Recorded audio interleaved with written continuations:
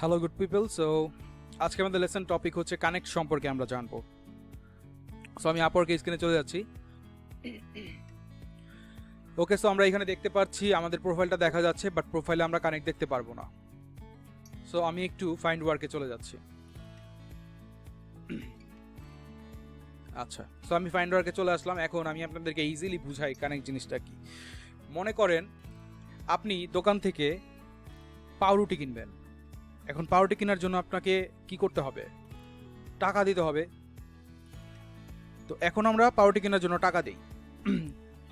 আগের দিনের রাজা বাদশাদের আমলে তখন কি টাকা ছিল না, তখন ছিল মুদ্রা।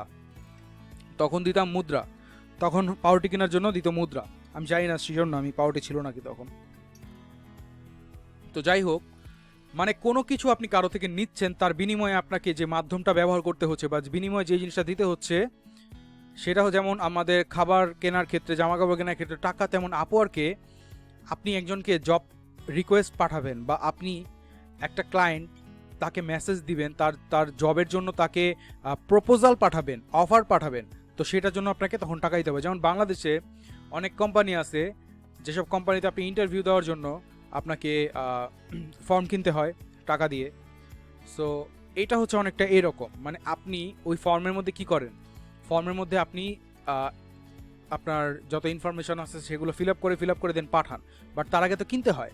তো এইখানে আপওয়ার্কে এই কানেক্ট জিনিসটা হচ্ছে এরকম। মনে করেন আপনি কোনো একটা ক্লায়েন্টের জব পোস্ট করেছেন, ধরেন এইটা কি লেখা এখানে, graphic designer needed for logo work. So এই কাজটা আপনি পড়লেন, I need a competent fast reliable graphic designer to replicate certain design এলে। ও আচ্ছা আচ্ছা, হ্যাঁ এটা তো আমি পারি। সো আপনি মনে করেন পড়ার পরে দেখলে যে আপনি এটা পারেন। এখন আপনি এই জবে ক্লায়েন্টকে একটা অফার লেটার পাঠাবেন। সেই অফার লেটারে আপনার ডেসক্রিপশন থাকবে, মানে আপনি যে কাজটা করতে পারবেন এই পুরো বিষয়টা তাকে বুঝায় বলা, যেন আপনি তাকে কনভিন্স করতে পারেন। তো এই যে বলবেন, এটা বিনা পয়সায় বলতে পারবেন না, এইটার জন্য একটা টাকা খরচ হয়, বাট ওইটা অ্যাকচুয়ালি টাকা না, ওইটাকেই আপওয়ার্কে বলা হয় কানেক্ট। সো আপনারা যদি একটু ডান দিকে তাকান তাহলে দেখতে পারবেন 40 অ্যাভেলেবেল কানেক্টস, মানে 40টা কানেক্ট রয়েছে। 40 অ্যাভেলেবেল কানেক্টস। তো আগে এটা দিত 20টা, মানে গত বছরের ফেব্রুয়ারির পর আপডেটের পর থেকে এখন দেয় 40টা। তো মজার ব্যাপার হচ্ছে আপনি কিন্তু 40টা বিট করতে পারছেন না, কারণ একটা জবে একটা কাজে বিট করতে গেলে, বা বিট মানে কি, মানে প্রপোজাল পাঠানো। ধরেন এই যে এই কাজটা আপনি ক্লিক করলেন, ক্লিক করার পর আপনি সাবমিটে প্রপোজাল, আপনি প্রপোজাল পাঠাবেন।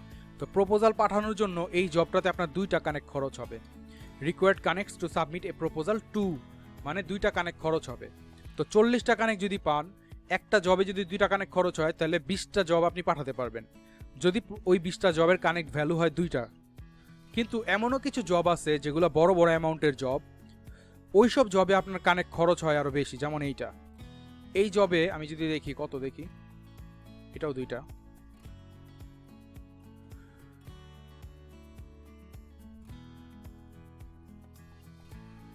এটাও 2টা। এই দেখেন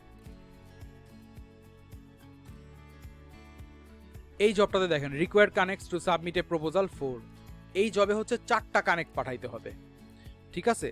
সো তাহলে বুঝতেই পারতেছেন যে এভারেজে আপনি মোটামুটি 15 থেকে 20টার মতো, 15টার মতো আর কি জবে প্রপোজাল পাঠাইতে পারবেন।